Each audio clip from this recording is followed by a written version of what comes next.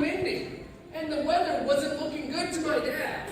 And he was hearing the report, so he decided to stop early. Scott, being an influencer and his life language shows through very, very clearly in the way he presents, and I love that there's a lovely, healthy humour and banter about it as well, so people can relate. This is not just a couple that come in from a priestly sort of an attitude, but they're one of us. They've travelled the journey and they're authentic in their message, and I love that.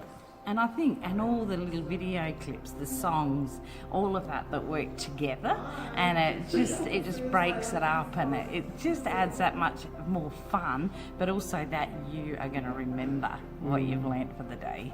So good. So it was really, really good. I loved it.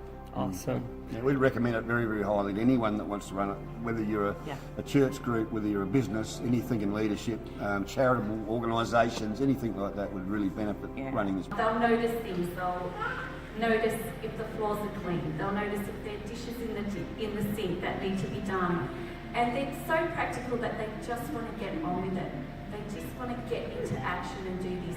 This language does not like to be idle at all. So for me, pretty much the same as everyone, it really helped clarify sort of the way that I'm wired, understanding who I am, the way that I operate, and the way, sometimes, so I'm a high contemplator, and you know, my mover is my lowest, but mum's a high mover. So that kind of explained a lot of sometimes what I'm buying. But it really clarified like what she needs, and I'm hoping she realises like what I need. But being able to, it helps, what you really learn is how to bridge the gap between the different languages and how to communicate in a way that you both feel respected and loved and cared for and valued. So that's something that I really took out of it and really appreciated. This church is so privileged to have these guys as pastors. They're so down to earth, easy to approach, and I just bless you guys just to soak in it and work together as a team too. It's important. Okay, how about we just interview you for a little bit? So yesterday we did the life languages, and it's a communication tool, and it's based on character. So it doesn't box you in, but it actually gives you room to grow. So some of you might have already done like personality tests or psychological tests, even emotional IQ tests. But this is different. This is founded on scripture as well.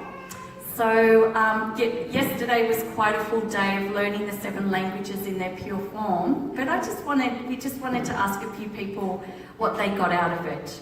So what was one of the main things that you got out of life languages? I discovered that my languages are across about 4 areas, even the one under 50, which is the influencer, I thought was probably should have been higher because I'm a real encourager. But what I understood was that we move, you know, we're not just a particular one, but that my main one is responder. And the other thing I noticed was the distress flares.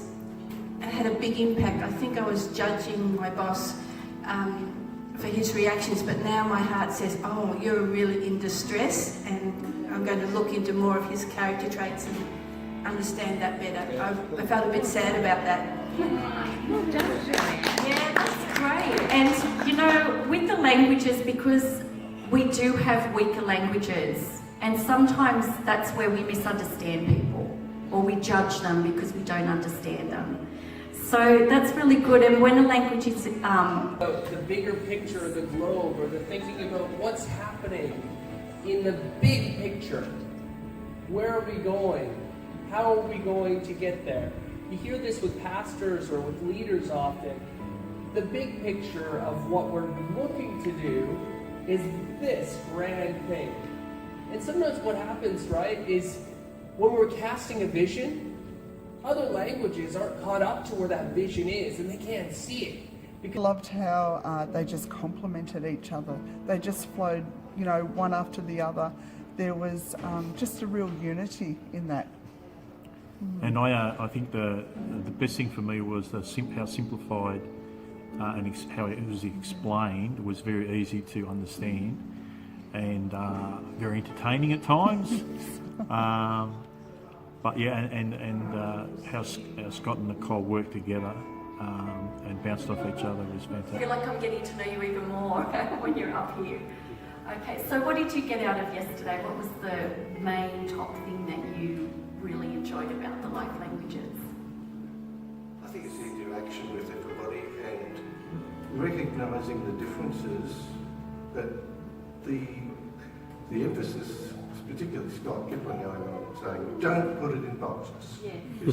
And that emphasis to me was fantastic, because it's very, you go to something like this and you tend to categorise people as being, oh, that person's like that or that's like that, and it's not really like that. We're all different, and you can have a particular characteristic, and what we're trying to do is to recognise those differences in order to better react with them, not to put someone into a category and say, well, they're like that and therefore, well, I might like that or I might not like it.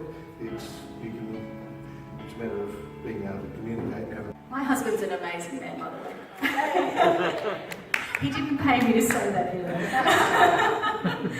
But where we have distress flares is when Rex is a visionary, and I was amazed to find that I had quite a bit of shaper too, but he sees the big picture and I see the detail, and our dialogue seems to be, honey, could you just get with the big scene first before you get down into the detail.